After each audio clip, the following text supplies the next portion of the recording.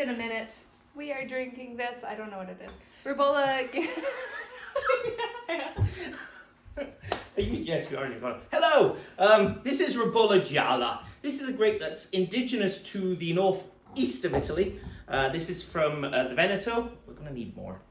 It's from the Veneto. Do we need more? Yeah, always. It's from the Veneto. And it's cheap. How much is cheap? How much do you think? In fact, I'm going to wait. You're going to tell me after we've tried it. And Wait, can I ask for context? Cheap for the shop or cheap in general? yes.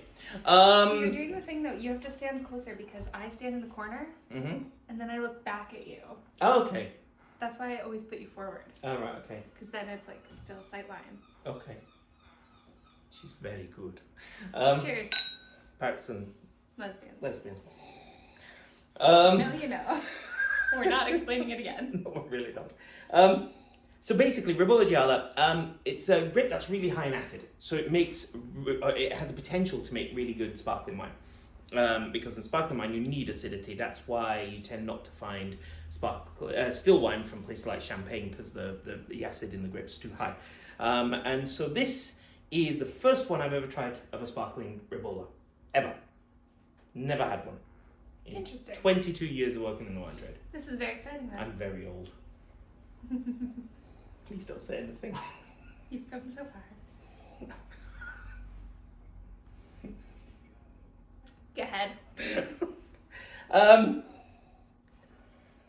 It's mellow on the nose.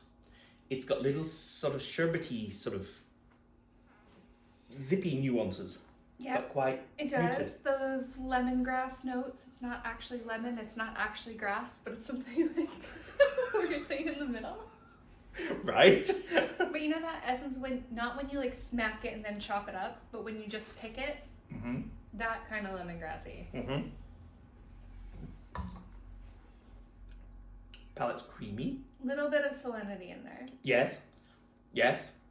You've got citrus on the nose. Sorry, citrus on the palate. Lots of sort of limey, grapefruity things going on. Yeah, but there's something a bit funky in there. That's just because it's warm. Is it? Yes.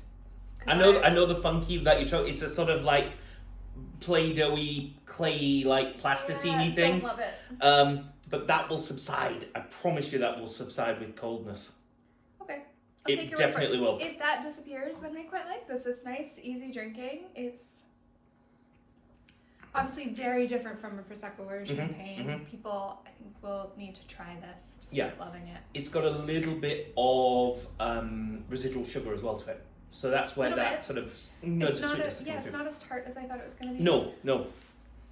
Which How is much? interesting. How much would you be happy to pay with that? For that? I'd probably pay like 23 for it. 10. Really? 10. Oh my god, thank god, because I was going to say 15. But I felt like that was too low. 10. Yeah, 10 quid for this. That is very good. This is really, really good for 10 quid. The label. Can I ask you a Sorry. weird question? Yes. You know how people have this thing where they're really sensitive to red wine and then pretty sensitive to white, Mm-hmm. but they can drink bubbles. Mm-hmm. Could they drink sparkling wine? Yes. Probably. Yes, because most of the sensitivities are a load of nonsense. It's because they drink too much. Or Well, they're allergic to the thing that they don't know they're allergic to. Yes, and that's what I think it is. But like, I've got some friends who genuinely drink red wine and they start puking immediately. Right. They don't drink often. It just like I mean, that could be histamines, that could be tannin, it that could could be be a many whole things, heap right? of things. And then white wine they're quite sensitive to. They get a really upset stomach. That'd probably be acidity. But they love champagne. They just need to drink better wine. You've got to remember if you're drinking at lower end, there's a load of crap thrown into it. This is true. They if they want oak, they'll throw sawdust at it, or if they want, True. But the tannins and whatnot is a valid. Yeah. I mean, it's Right. a valid thing. But most of the time, I'd say the problem is that people are just drinking cheap wine, and those cheap wines have got a load of rubbish in them, which is why the EU is trying to sort of make producers put ingredients on the label. So it would include all of those things. But that's actually a problem because for good winemakers, they're going to put in sulfur. They're going to say sulfur dioxide, and then everyone's going to go, "Oh God, it's got sulfur!" And because everyone thinks it's just sulfates that are the problem. And it's really not. It's very rarely. If you start not being able to breathe when you're drinking a wine, then you've got a sulfur allergy. Anything else, it's someone else. Anyway, we like this. It's 10 quid a bottle.